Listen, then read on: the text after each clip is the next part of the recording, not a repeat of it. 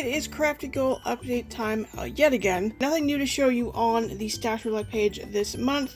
I didn't get around to using any new, or, well, not new, but like underused items this month because I was working on two big projects pretty much all February, so nothing really new got used. I didn't get too much of the stash used up this month, again, because I was working on two ongoing projects. You can see here I used up 8 more sheets of 8.5 by 11 cardstock and 1 thing of adhesive. As for projects made, you can see here, I literally just got 2 mini albums done.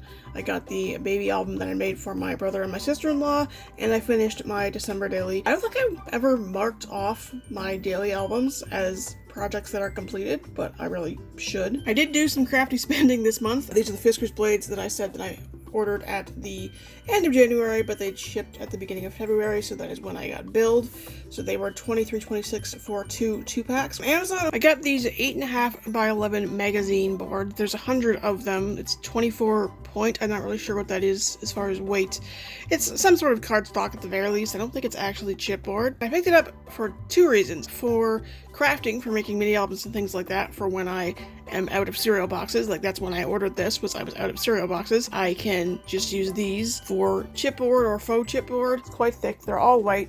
And I figured I would use these both for the crafting purposes and also for mailing out items, putting them in behind cards before they go in the envelope, or even putting them in behind cards for storage purposes here in my apartment. I found it because I was looking at chipboard on Amazon. All the reviews for chipboard were either really bad, they were like, this is no better than a cereal box, just use a cereal box, or they were really expensive for very few sheets.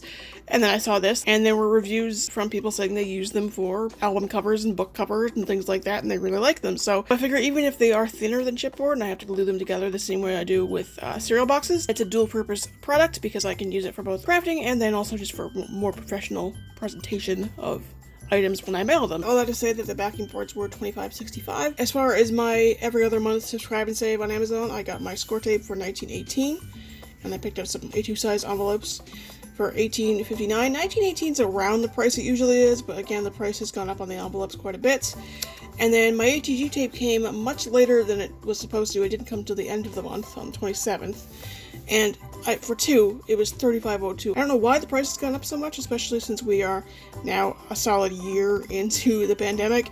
You'd think supply chain issues would have mostly been fixed by now, especially since these didn't really go up in price over the last year until right now, so that's frustrating. Altogether, I spent $121.70. Not bad. Obviously, it would be less if the prices weren't so jacked up, but it is what it is. Social media stuff was very lacking this month. Like I said, I'm still all over the place. Only made 2 YouTube videos in February. My sub number has not budged at all since last time I checked in. It's still 327, but that's understandable because I haven't been around.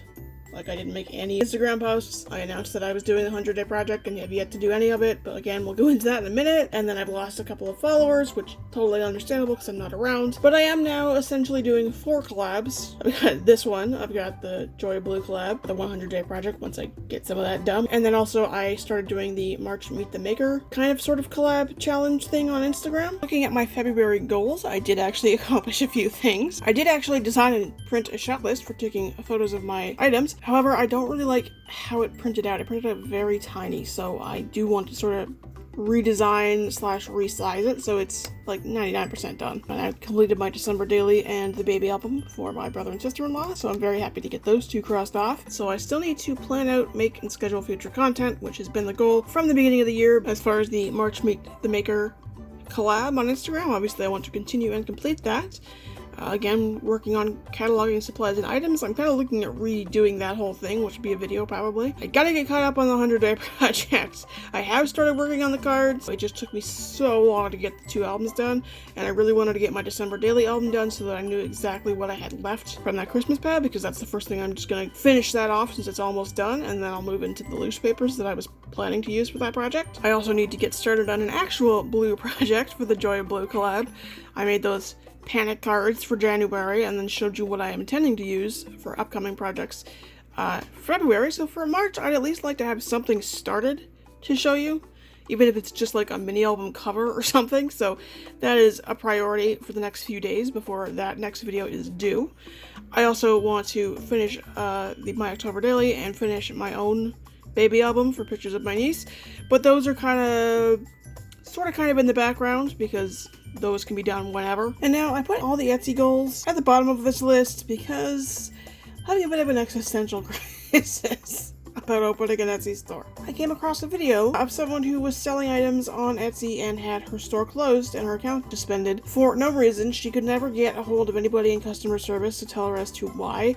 As far as she could tell, she hadn't violated any terms of service, she hadn't been selling copyrighted items, anything like that. She sort of like vlogged the experience of trying to get a hold of people. She included screen caps after she had, I think, talked about it on Instagram. People had reached out to her to say that the same thing had happened, including some people saying that they had opened a store and 2 days later their account was suspended and they hadn't even like sold anything yet. And I saw people in the comments of that video saying the same thing, and I'd heard that before, that they can sometimes, they'll just randomly close your store for no reason. But just watching this video and watching just how bad the customer service there really is, and just the number of people I saw both in that video and in the comments saying that like they opened a store and it was promptly shut down, yeah, it makes me a little nervous about opening an Etsy store, particularly like paying the fees for opening an Etsy store and going through all of this business stuff to just have the store shut down. So I'm having a little bit of a crisis about that. I could do a lot of this anyways and just figure out somewhere else to open an Etsy store. So I put Etsy shop or somewhere else.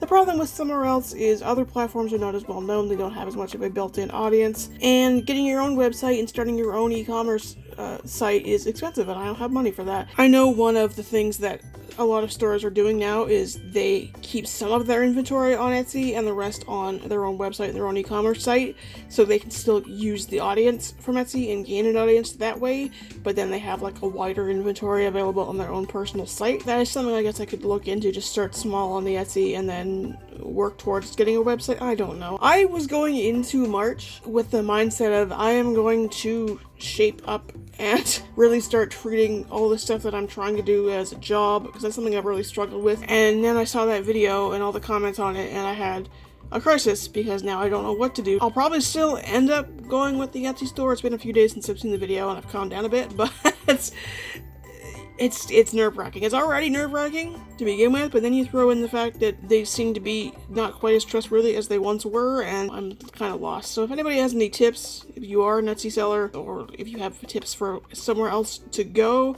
like I said, I know there are a few other platforms, including Canadian platforms, but nobody knows about them, so I don't know how you build an audience on that, you know? But yeah, that's where we are. I did actually complete some goals this month. Not quite as many as I want, and like I said, the Etsy goals thing is all up in the air now. Click on the Crafty Goals hashtag to see who else is participating in this collab, and I will see you guys in the next one. Bye!